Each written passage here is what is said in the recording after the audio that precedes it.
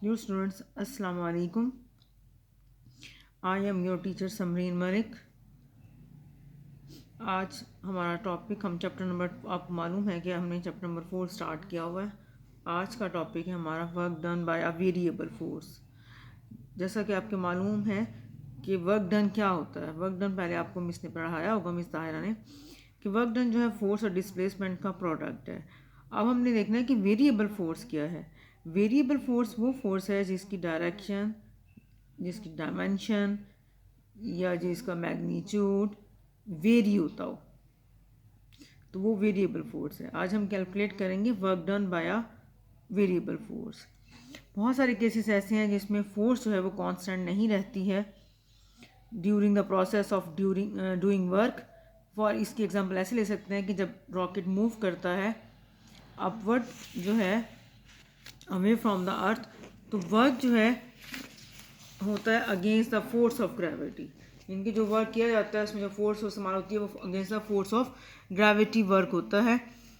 और force of gravity जो है वेरी करती है जैसे जैसे उसका डिस्टेंस वेरी करता है, क्योंकि अर्थ के सेंटर से रॉकेट का distance with the passage of time very करता है। इसलिए जो है यहाँ पे जो फोर्स ऑफ ग्रेविटी है वो भी उसके साथ साथ वेरी करेगी। इसी तरह से दूसरी एग्जांपल इसकी है कि जब हम एक स्प्रिंग है उसको स्ट्रेच करते हैं तो उसके ऊपर एक फोर्स लगाते हैं और जो है वो फोर्स भी वेरिएबल फोर्स है।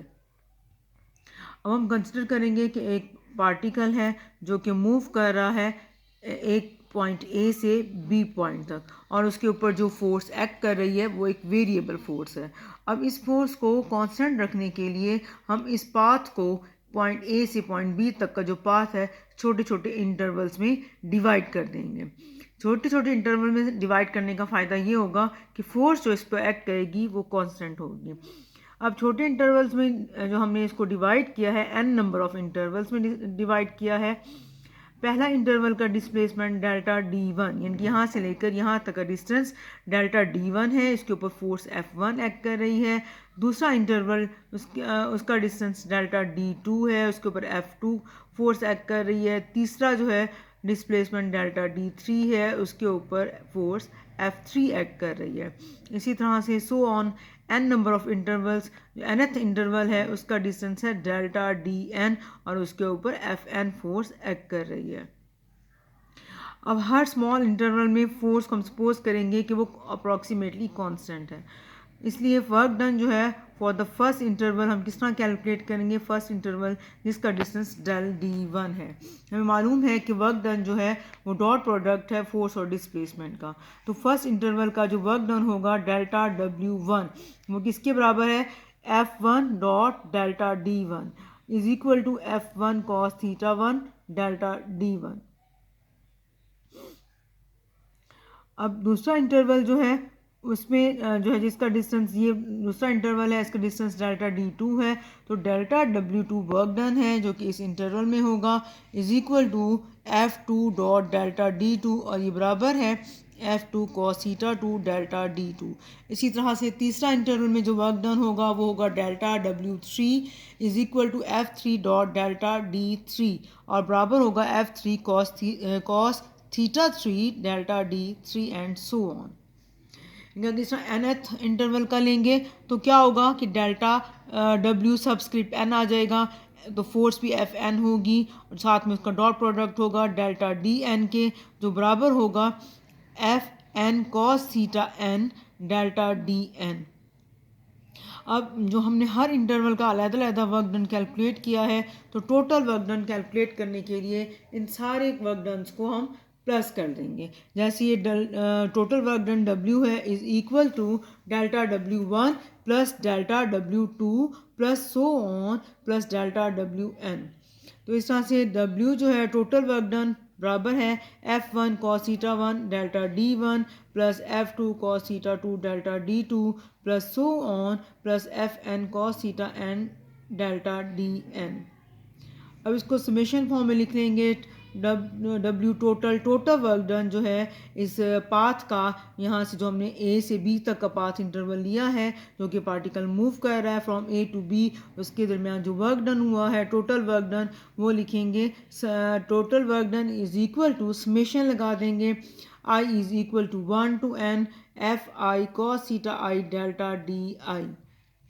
अब हम इसको ग्राफिकली भी हम इसको एग्जामिन कर सकते हैं कि इसका ग्राफ बनाएंगे कि जो है F cos theta versus D, distance displacement, इनके डी को हम एक्स एक्सिस पे ले लेंगे, एफ कॉस थीटा को हम वाई एक्सिस पे लेंगे, और वो जो वर्क डन है ये पाथ है, ये इंटरवल पाथ को रिप्रेजेंट कर रहा है ए टू बी से। अब इसको छोटे छोटे रेक्टेंगल्स बना लेंगे। अब ये रेक्टेंगल्स का जो एरिया है वो वर्क डन को रिप्रेजेंट करेगा। एन नंबर ऑफ इंटरवल्स में इसको डिवाइड करेंगे तो value of F cos theta at the beginning of each interval is indicated in the, इनके इसको जो है इंडिकेट किया गया है, ये एफ कॉस थीटा को रिप्रेजेंट करेगा। अब आयत जो शेडेड जो ना देखिए यहाँ पे, ये वाला पहला इंटरवल इसका डिस्टेंस क्या है डेल्टा D1, दूसरा इंटरवल क्या है डेल्टा D2, यहाँ पे फोर्स क्या है F1 cos थीटा 1, यहाँ पे F2 cos थीटा 2, इसी तरह से सो ऑन डेल्टा DI आयत पार्टिकल है तो यहाँ पे Fi cos theta I delta DI इसका जो है डिस्टेंस है। सो ऑन इस तरह से nth इंटरवल लेंगे तो वहाँ पे डिस्टेंस होगा डेल्टा DN और फोर्स होगी Fn cos थीटा n। अब जो nth आयत पार्ट है जो शेडेड रेक्टेंगल है उसका एरिया है Fi cos theta I delta DI। Area क्या है Fi cos theta I delta DI, जो कि वर्क डन है ड्यूरिंग द आयत इंटरवल। इसी तरह से वर्क डन जो है जो हमने यहाँ अबव इक्वेशन में कैलकुलेट किया है वो इसके जो है इसके बराबर है।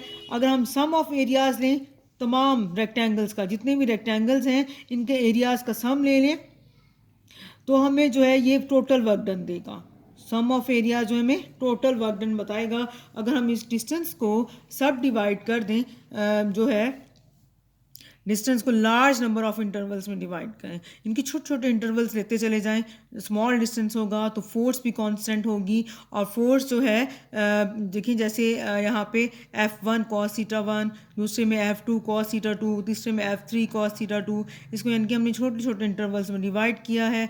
डिस्टेंस भी स्मॉल हो गया, delta D1 delta D2 delta D3, इसी तरह से फोर्स भी कांस्टेंट हो जाएगी।